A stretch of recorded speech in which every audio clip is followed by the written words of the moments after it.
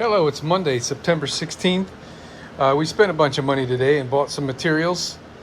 We got some melamine coated particle board to make drawer faces, which is not really my first choice, but we're going to give it a shot and see how that goes. We got some nice pre-finished plywood to do drawer sides. We're going to give that a try. That was real expensive, but if it saves us enough time, maybe it'll be worth it. And so right now we're doing Formica work. We're doing edges, and this is my setup for sanding the edges nice and clean and at a good 90 degrees.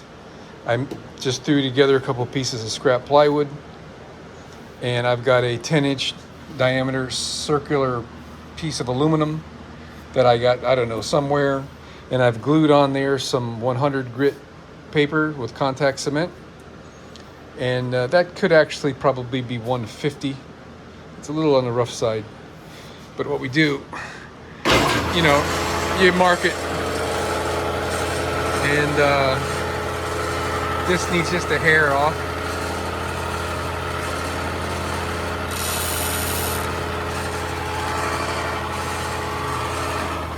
And then you go test fit it. All right, now we're gluing. We did these last night. I took some lacquer thinner and I cleaned off, rubbed the glue off a little bit here. And this morning we used the router and then filed just so that these wouldn't get damaged. And then now we're ready to do these, which is great. Barbara's putting the glue on now. It's 456. Look at her going with her little assembly line thing.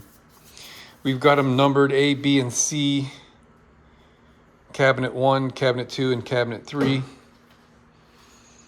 And yeah, man, I guess I'll shut up and start working.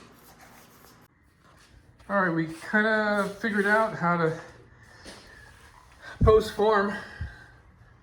I mean, hey, my dad used to do this stuff for a living. I wish I were old enough to have lived it with him. It was in his younger years, but we got to form that with the Formica, and it'll bend that much. That's about the minimum bend radius. I think they said 6-inch bend radius was the minimum. And so here's what we came up with. We just finished this one. It's cooling off. I got, what is this, 6-inch PVC? 5-inch, I don't know. 3 inches.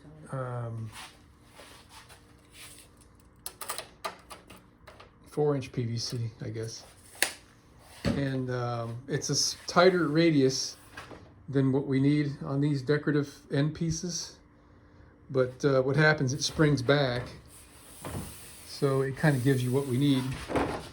And it was a journey to get here. I'll explain how we came up with what we did. Where's the Phillips screwdriver, honey? It's hard to keep up. Yeah, there we go. So this piece of wood is only gripping about 1/8 inch of the very end, so that there wouldn't be a straight piece at the end. We wanted to get as close to the end as we could. And I put an arc, there you go, you can see it there, on the underside of this, and the arc is a smaller radius than the pipe, so it'll hold on the very end and not bind in the middle. That should slide right there. You go. Look at that, man. So the glue will certainly be able to support the rest of that bend.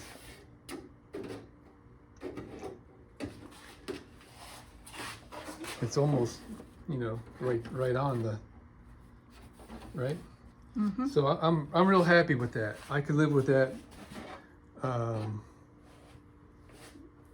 very well. And the way we did this, one of these YouTube guys showed me a trick years ago. I mean, you watch stuff and it goes in your head and it sticks there, and sometimes it falls out, but sometimes it sticks.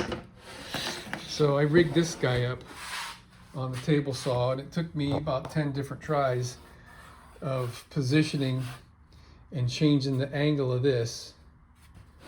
And when I finally got it right, I set the table saw depth sticking up about 1/8 of an inch from here. And this is my fence, and I just slid that piece of wood across, and I slowly raised up the blade until it gave me, you know, the arc that I wanted. And then we just used regular 1¼ wood screws. I pre-drilled right through everything, so I got my alignment, and I marked it so I wouldn't reverse it by accident. Then I pre-drilled the wood to 3/16 and countersunk it because I'm a anal retentive bastard. And yeah, we're good to go. So now we're going to start doing some more glue work. All right, about another 15 minutes, we're going to stick this. That one's ready to go, and that one's ready to go.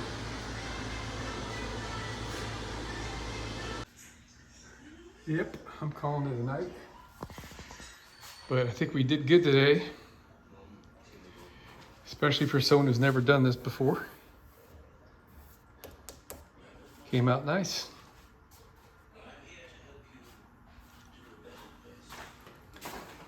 Sides are on? Yeah, the sides are on. Would you look at that? Wow, this is like heaven, working with this nice new table, I guess you'd call it. I got a whole separate video on that guy, but we got all of our 4-inch tall drawer sides cut for 3 drawers, and we want to have 1/2-inch bottoms.